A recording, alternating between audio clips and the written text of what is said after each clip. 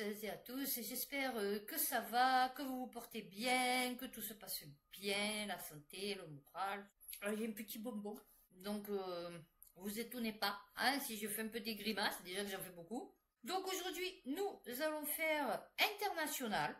Alors avant de commencer international, je voulais parler d'une chaîne, d'une vidéo sur une chaîne qui s'appelle What the Cold. Voilà. Et en fait, c'est un mec.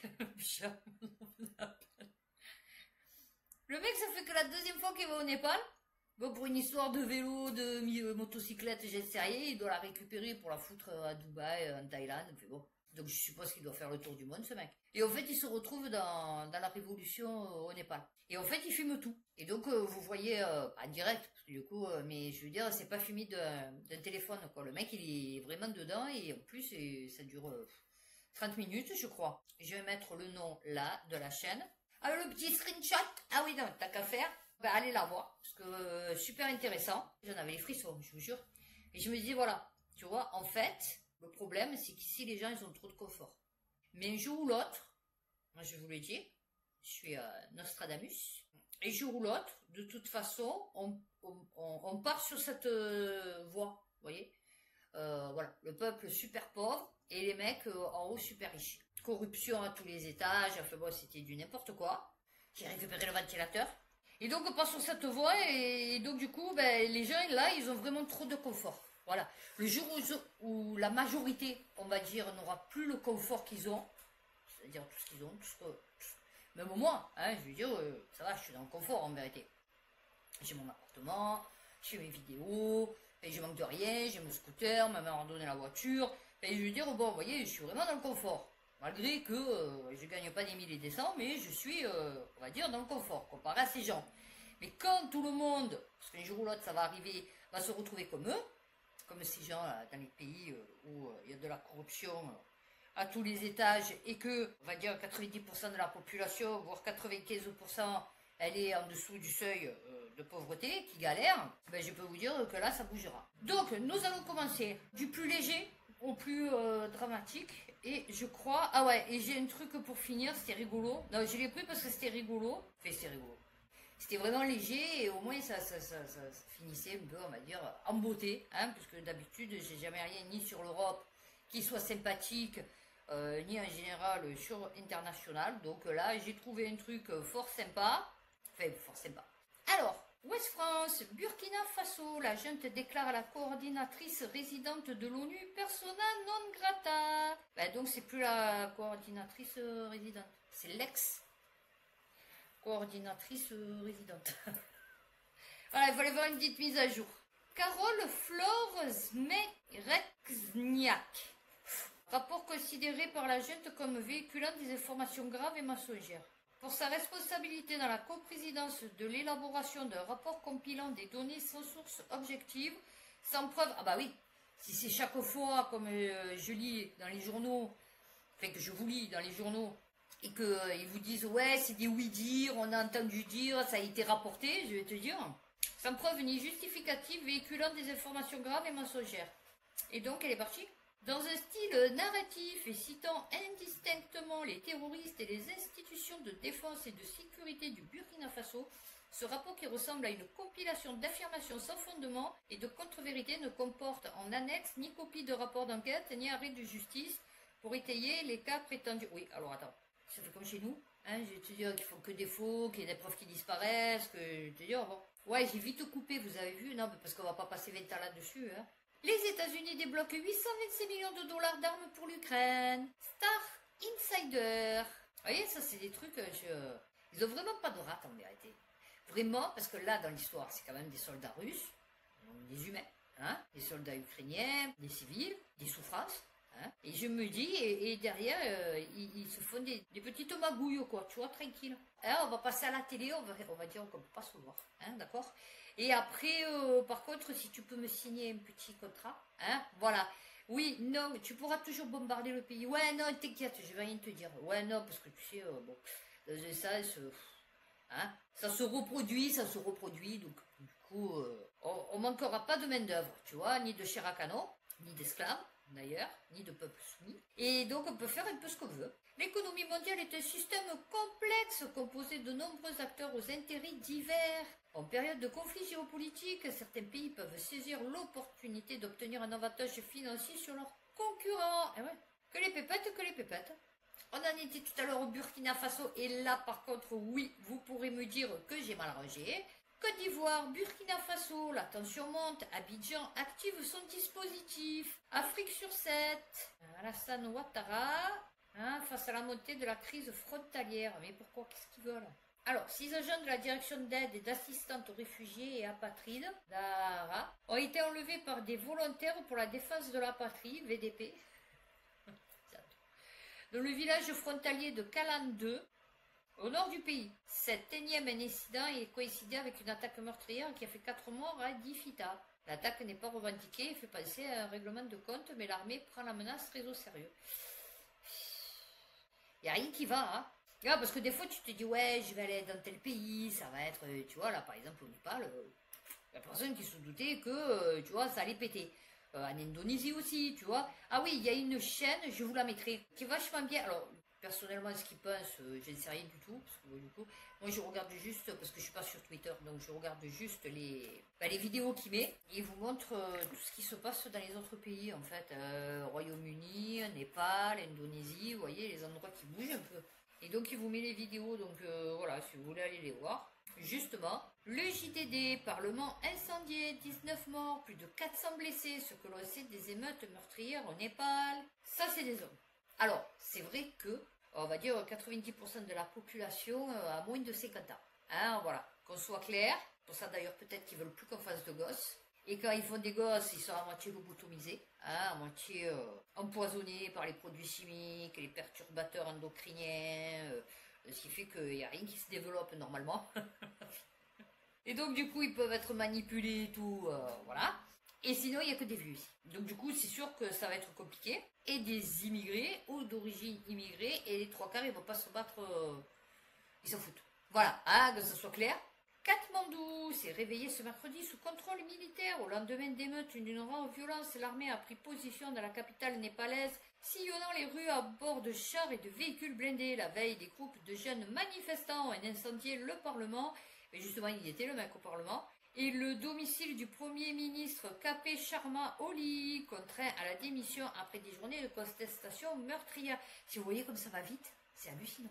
Non, parce que le mec, à 25 minutes, bon d'accord, il a dû faire des coupes, du coup, mais en 25 minutes, allez, peut-être en 1 heure, il a tout qu'à été dévasté. Alors voilà, ils vous disent, à l'origine de la colère, le blocage par le gouvernement de 26 réseaux sociaux. Et les mecs, justement, dans la vidéo, puisqu'il est avec la foule, donc bon, ils lui disent non. Ils lui disent, c'est pas pour les réseaux sociaux, c'est pour la corruption, enfin, c'est contre la corruption. C'est parce que franchement, ils étaient tous devenus trop corrompus. Donc c'est pour ça que on a commencé à se révolter. Et après, du coup, ils nous ont coupé les réseaux sociaux. Voilà. Mais d'après ce que j'ai compris, ils s'en foutent parce qu'eux, ils ont des systèmes Bluetooth et tout. Enfin bon, voilà. Donc, ils n'ont pas besoin d'Internet pour communiquer entre eux. Ah ouais, c'est sûr que tu veux une résolution pacifiste. Lol, la blague. Ah ouais, non, c'est sûr. La stabilité, la paix et la prospérité du Népal sont d'une importance capitale pour nous. Qui c'est l'ONU? Oh ouais, non, mais... on l'a vu avec Gaza. Hein, je veux dire, ton poids dans le monde ne représente plus rien, en fait. Bon, là, du coup, on part sur du moyen physique. On parle sur plus de l'immatériel. Afghanistan, Euronews, un rapport américain accuse les talibans de détourner l'aide internationale.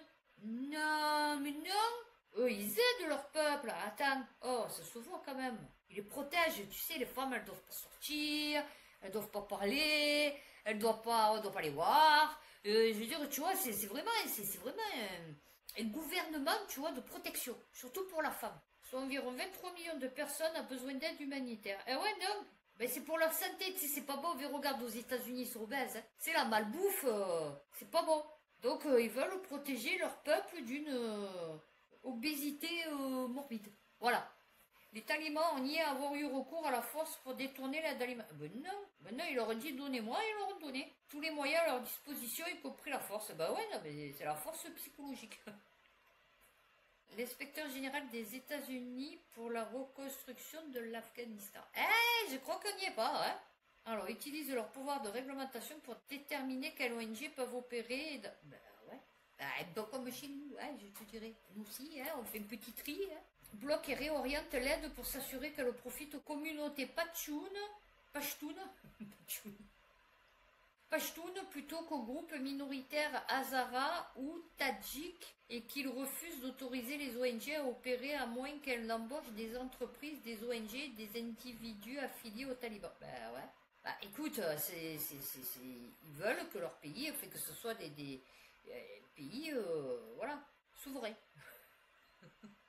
Suspension de l'aide humanitaire des États-Unis. Ben je sais pas pourquoi, parce que c'est eux qui les ont mis, les talibans. En fait, je veux dire, après, moins donné. Affirme par ailleurs qu'un employé d'une ONG afghane a été tué pour avoir dénoncé le détournement. Eh ben ouais.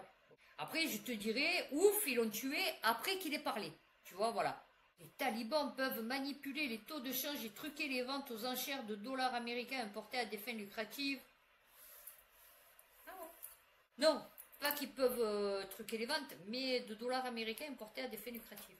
Il ajoute que les talibans peuvent également être de connivence avec des hauts fonctionnaires de l'ONU pour exiger des pots de vin de la part des fournisseurs de... Bah ouais, bien sûr. Corruption à tous les étages. Un deuxième rapport pointe également des tentatives d'ingérence. Non, mais non, en fait, ils se sait pas les talibans. Hein? On aimerait les avoir ici. Ah bah oui, hein. Ça remettrait de peu d'ordre. Courrier international. Voilà, l'Indonésie. Ouais, j'ai un peu mélangé, hein, je trouve. En Indonésie, la contestation se pare de vert et de rose contre les cocktails Molotov. La contestation a changé de ton. Le rose et le vert, repris aussi bien par la jeunesse et les mouvements féministes que par la diaspora, sont devenus les symboles d'une résistance civile créative. Bon, après, ils ont choisi deux couleurs, hein, s'il te plaît. Enfin, je veux dire, bon. Et pacifique face à la répression du gouvernement. Ça marchera pas, hein, chérie, je crois. Ah, rose fluo. Ah ouais, rose fluo. Moi, je croyais le joli petit rose, tu vois, pastel. Reset System. Alors, ces couleurs sont désormais associées au hashtag Reset Indonesia. Rose du courage, vert de l'héroïsme. Ah bon, le rose, c'est le courage? Ah, je sais pas quoi. Le mouvement autoproclamé Brave Pink. Hero Green. Vert vif est un hommage à Afan Kurniawan, ce chauffeur de taxi-moto de 21 ans victime de la répression policière. En référence à la couleur de la veste emblématique des Ojek en Indonésie, le casque et la veste vert d'Afan sont l'expression de la lutte de la... Ah ouais, d'accord. Alors attendez, c'est quoi les Ojek? Ah, c'est les motos-taxis locaux. Ouais, d'accord, c'est la tenue qu'ils ont, d'accord, ok. Comme quoi, on en apprend tous les jours. Là aussi, des manifestants se rassemblent près du bâtiment du Parlement régional en feu lors d'une manifestation après la mort d'un chauffeur de moto-taxi percuté et écrasé par un véhicule. Ah oui, je l'ai vu. Lors de la manifestation de jeudi contre les indemnités des parlementaires à Makassar, province de... Ouais, c'est ça. Pour eux aussi, c'est pareil. Et donc là aussi, ça chauffe. Africa News, RDC, au moins 9 morts dans une nouvelle attaque attribuée au ADF. Force démocratique alliée. Bah heureusement qu'ils sont démocratiques, je te dirais, parce que du coup...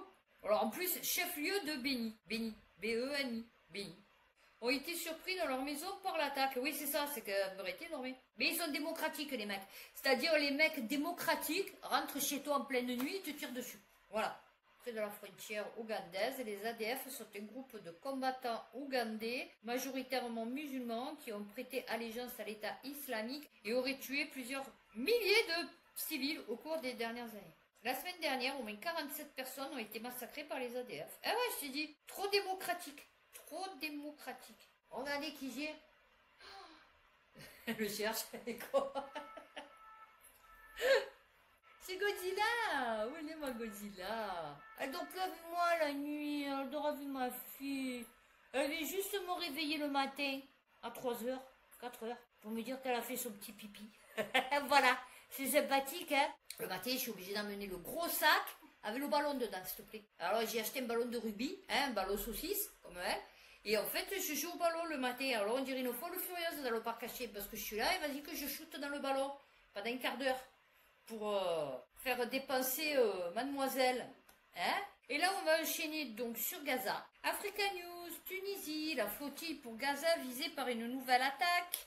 La flottille militante internationale cherchant à briser le blocus israélien a annoncé mercredi avoir été attaquée pour la deuxième nuit consécutive. Eh ouais.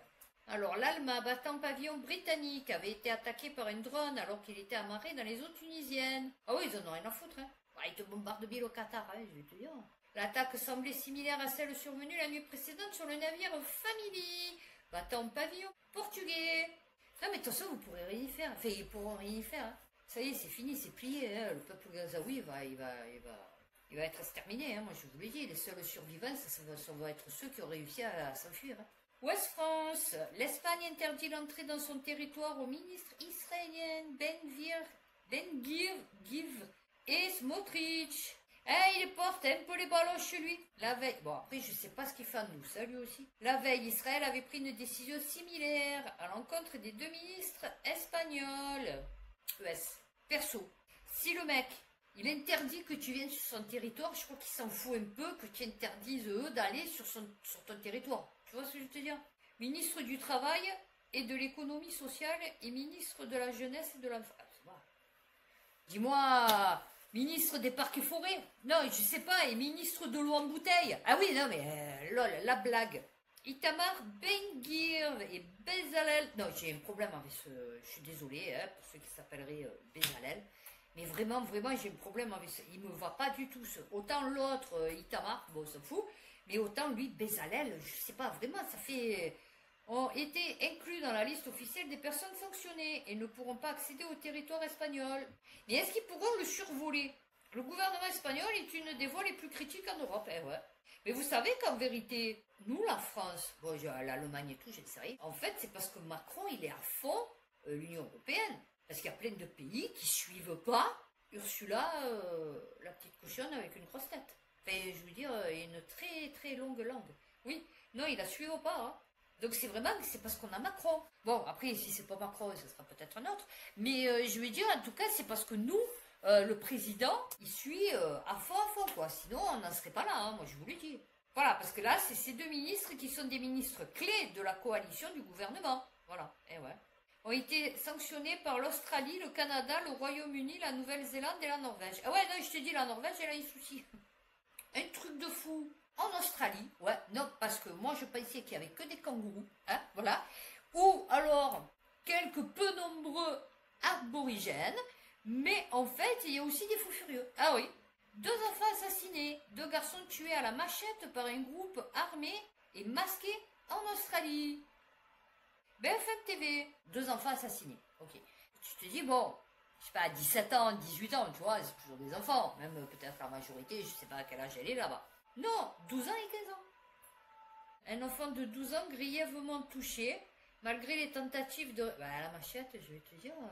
Malgré les tentatives de réanimation, des ambulanciers n'ont pas pu être sauvés. Peu après, la police a trouvé dans une rue voisine un ami du garçon, âgé de 15 ans, présentant d'importantes blessures par arme blanche. Eh ouais, une machette, lol, c'est comme ça. Ah ouais, non mais je veux dire, bon... Les meurtres ont été commis par le même groupe d'environ 8 personnes masquées. T'as compte, 8 personnes pour 2 petits minots de 12 ans et 15 ans. Il n'était pas membre d'un gang. Ben alors, c'est quoi le délire? Vendre ou posséder une machette est interdit. Dans l'état de Victoria après une bagarre en mai. Ah, parce que sinon c'était permis.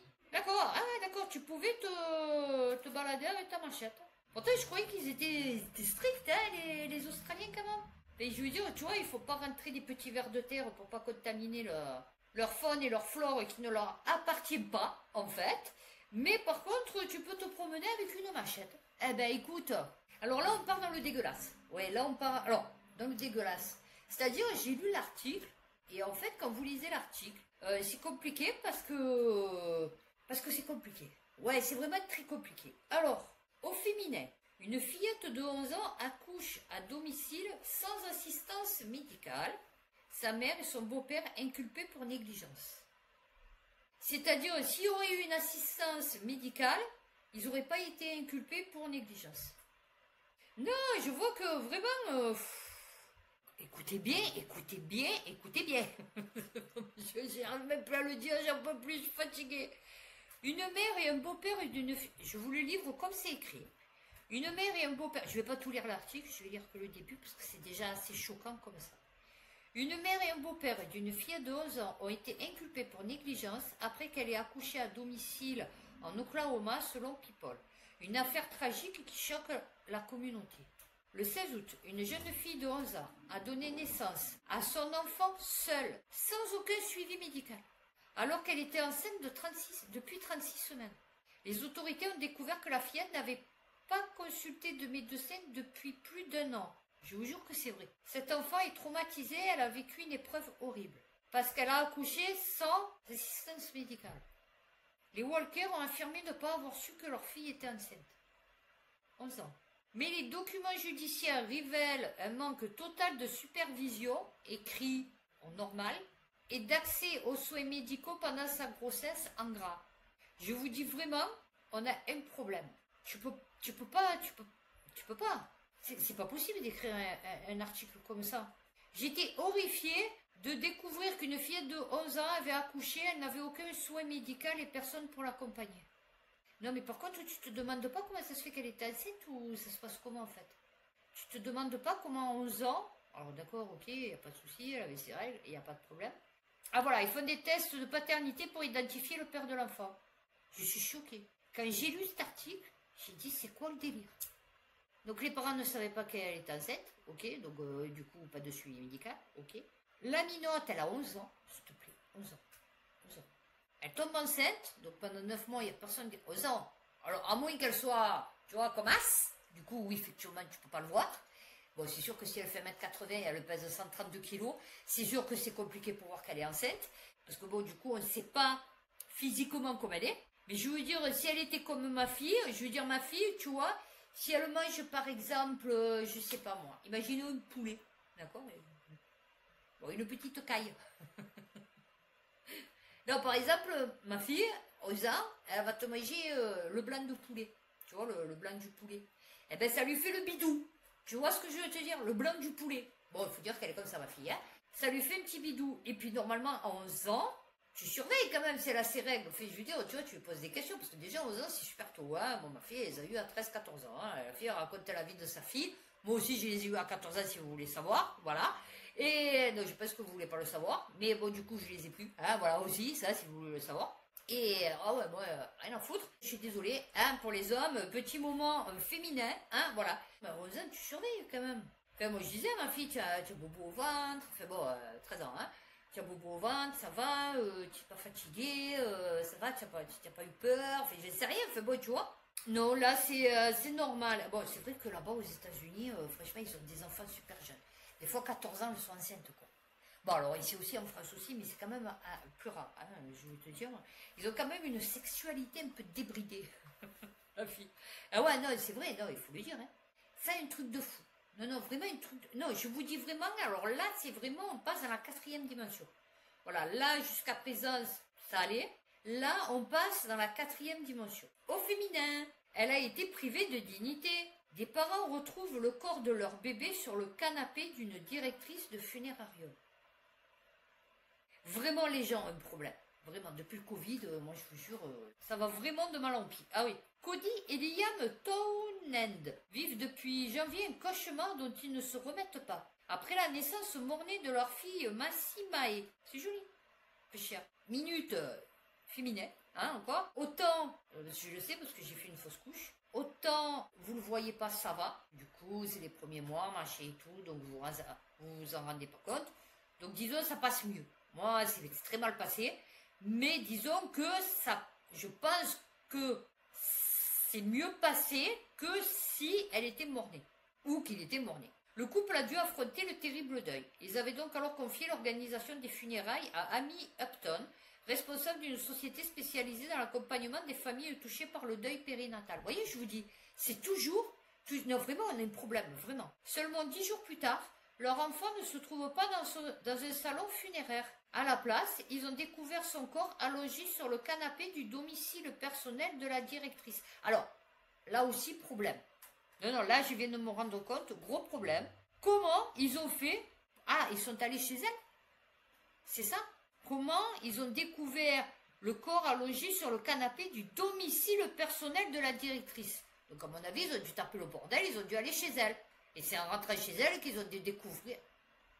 J'étais mortifiée, je ne savais pas quoi dire. Moi, j'aurais pas dit mortifiée, j'aurais dit horrifiée. Je ne savais pas quoi penser. Ah non, mais il n'y avait rien à dire, il n'y a rien à penser. Hein. C'était comme si elle était la mère, que nous n'étions plus... Ah non, moi, vraiment, j'aurais dit, c'est quoi ton problème, en fait? Mais qu'est-ce qu'elle veut? Elle avait mon bébé, en fait, mort sur son canapé. Tu vois, c'est surtout ça. C'est pas le coup qu'elle a privé de dignité parce qu'on n'était plus les parents, machin et tout. Mais c'est quoi le délire, là aussi? Non, mais moi, j'en peux plus de ces gens, mais c'est... Non, on a un problème. C'est quoi le délire? Ah, on m'a privé de mon rôle de mère. Comment? Mais pose-toi la question, qu'est-ce qu'elle foutait, ta fille? Morte, le bébé mort sur le canapé de la directrice dans ce salon, en fait. Des fois, je pète des câbles. Ah ouais, non, pourquoi des fois, je pète des câbles? Voilà. Parce que vraiment, quand vous vous retrouvez à lire des trucs comme ça, des réactions, tu vois, comme ça, mais moi, je lui dis, tu es une malade mentale ou quoi? Mais c'est quoi le délire? Mais je m'en bats les bonbonnes de savoir si elle se prenait pour sa mère ou pas sa mère. Qu'est-ce que j'en ai à foutre, moi, en fait? C'est surtout, qu'est-ce que tu fous avec le corps de mon bébé sur ton canapé, en fait? Depuis 10 jours, une semaine, 3 semaines, il t'a embaumé, il t'a en voie de décomposition, c'est quoi le délire, en fait? La fille, elle se regarder la télé. Bon, tu veux regarder quoi ce soir? Un truc sur les zombies, hein? Se regarder un petit truc sur les zombies? Ah ouais, non, ouais. Allez, et on finit par ça, non, parce qu'après avoir lu ça, vraiment, il nous faut quelque chose de plus spirituel. Alors, la nature.k, mais je pense qu'il n'y a pas de CCI, hein, c'est la nature.sa, non, peut-être? Bon, Jésus ne s'appelait pas vraiment Jésus. Quel était son véritable nom? Non, bien sûr qu'il s'appelait pas Jésus, lol, la blague. Non, mais c'est une blague ou quoi? Jésus, c'est le prénom pour ici, pour les Occidentaux. Là-bas, il s'appelait pas Jésus, c'était un araméen, lol, mais c'est tout de fou. Le mec, oh ouais, tu savais qu'il s'appelait pas Jésus? Ah non? Il s'appelait pas Jésus? Ah ben non. Oh là là, ben ouais, bien sûr qu'il s'appelait pas Jésus. Ma foi, lol, c'est comme tu dis Jéhovah, mais là-bas, en hébreu, ça se dit Yahvé. Enfin, je veux dire, tu vois, c'est un nom connu dans le monde entier, prononcé par des milliards de personnes, Jésus-Christ. Pourtant, il y a de très fortes chances que l'homme au centre du christianisme ne se soit jamais appelé comme ça de son vivant. Oh, le mec, il devait être trop content d'écrire ça. Il a dû dire, putain, je vais leur faire une révélation de fous malades, ils vont rien comprendre, les mecs. Les mecs, ils vont se dire, mais comment Jésus-Christ ne s'appelait pas Jésus-Christ, en fait? C'est quoi le délire? Non. Les scientifiques et les historiens nous disent qu'il était connu sous un autre nom. Un nom hébreu. Eh ben oui, c'était un juif. C'est pas parce que son père il s'appelait Joseph, soi-disant, et sa mère Marie, que, tu vois, il s'appelait Jésus, en fait. Un nom hébreu qui sonne bien différemment de celui que nous utilisons aujourd'hui. Alors, quel était le vrai nom de Jésus? Oh! En plus, j'aime bien parce qu'ils le mettent encore comme ça. Tu vois, Jésus. Alors qu'on sait que, bon, encore là, ils l'ont fait brûler. Tu vois, déjà, bon, c'est mieux. Mais alors que tu sais que pas du tout, il avait une tête d'arabe en fait. Tu vois, enfin une tête de là-bas quoi, tu vois. Et moi, je vais vous montrer la véritable tête de Jésus. Je suis fatiguée.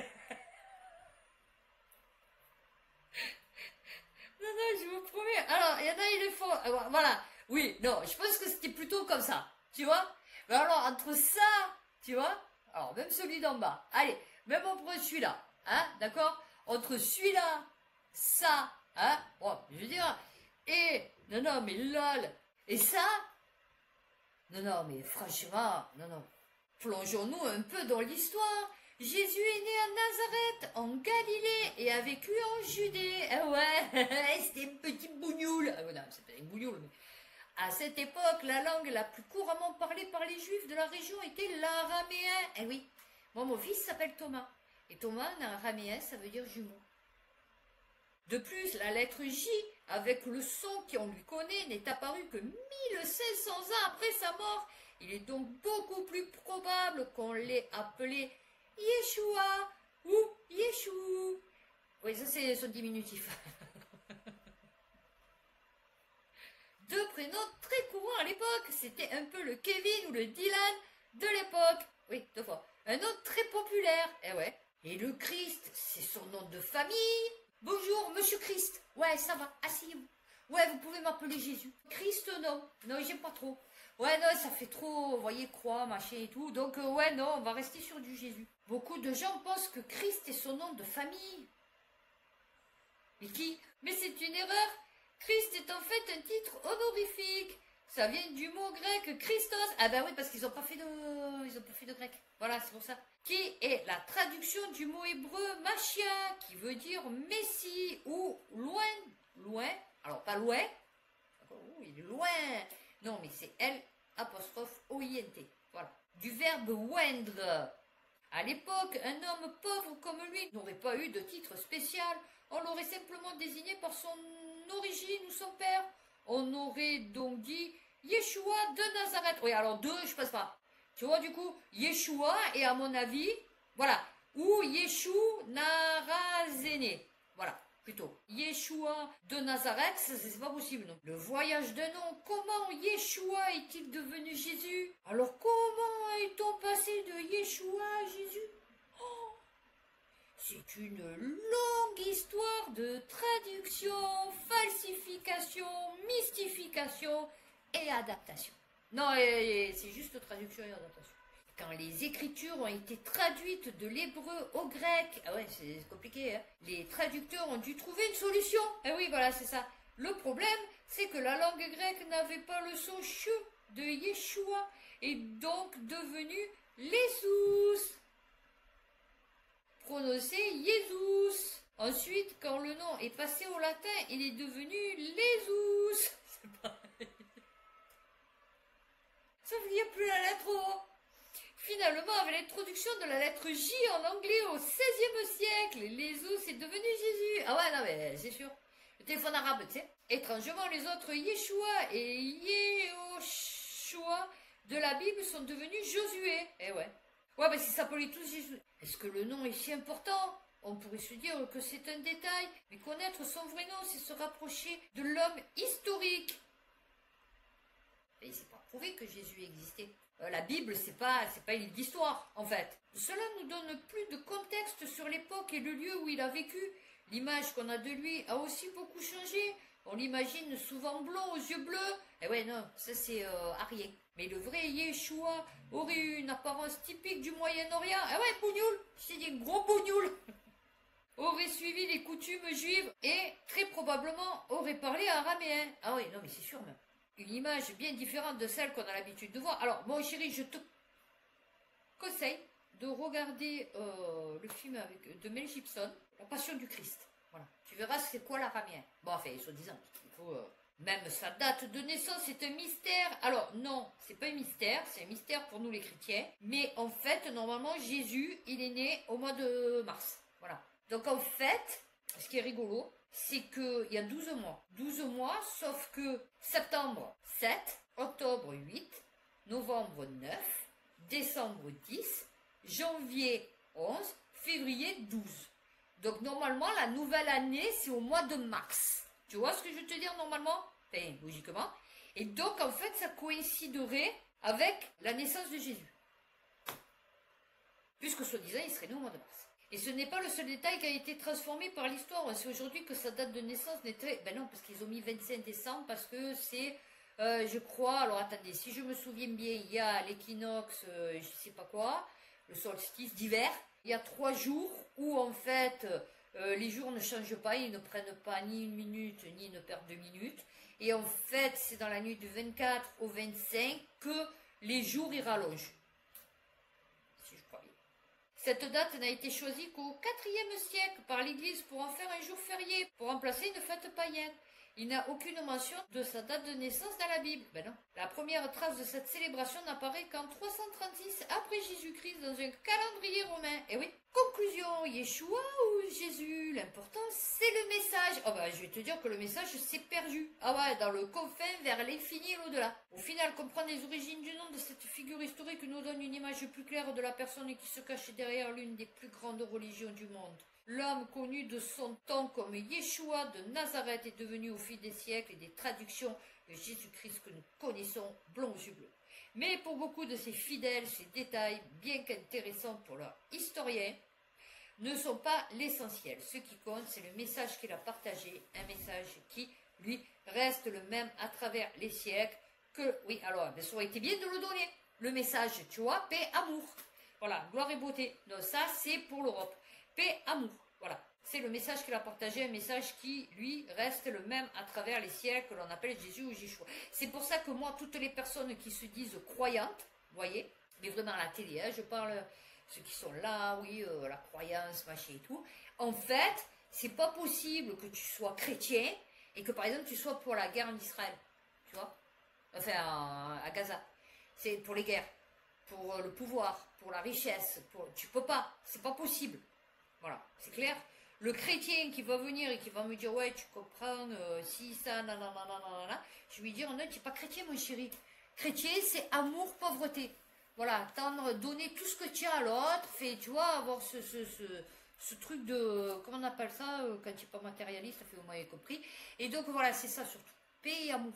Voilà, c'est vraiment le truc de Jésus. Quand on te frappe, tu t'en l'autre jour. Alors, ça ne veut pas dire que quand on te frappe, tu te laisses faire, mais ça veut dire que tu agresses pas l'autre, en fait. Voilà, en premier, tout au moins. Que tu te défendes, mais pas que tu l'agresses, en fait. Comment c'est pas du tout les valeurs judéo-chrétiennes et tout, là, que tout le monde prône, là, comme les Zemmour et toutes ces têtes de con, là. En fait, c'est pas possible parce que tu peux pas être pour Jésus, pour la chrétienté. Bon, lui, il est judéo-chrétien. Oui, c'est réglé, mais pour la chrétienté et faire la guerre.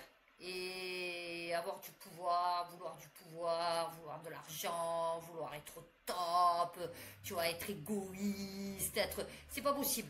Tu vois, tous ceux qui ont balancé là pendant le confinement, tous ceux qui ont fait des trucs chelous, tu vois, dans leur vie, eh ben ça, c'est pas possible. Tu n'iras pas au paradis normalement, tu vois, mon chéri. Enfin, bon, logiquement, il pardonne à tout le monde. Mais bon, comme j'ai dit, moi, j'aimerais pas me retrouver avec certaines personnes, tu vois, voilà. Enfin, après, ça dépend où je vais. Et voilà. Mais je veux dire, oui, non, si je sais que par exemple, je monte au ciel, mais j'ai nouillé le ciel, je monte au paradis, et que je me retrouve avec certaines personnes, non, je ne veux pas y aller. Voilà. Non, parce que moi, j'ai la dent dure, j'ai, tu vois, la rancune tenace, et donc me retrouver avec certaines personnes, par exemple, qui m'auraient fait du mal ou quoi, c'est pas possible, en fait. Je préfère mieux aller en enfer. Donc, essayez de prôner les valeurs de Jésus, de Yeshua, ça fait rire, de Monsieur Christ. Ah, les gens ils croient que Jésus, Christ, ils sont là. Non, mais c'est une blague en fait. Donc, prochaine, non, je vous jure, prochaine vidéo science. Et d'ici, donc, ma prochaine vidéo, prenez soin de vous, faites attention à vous, et puis à bientôt pour une prochaine vidéo.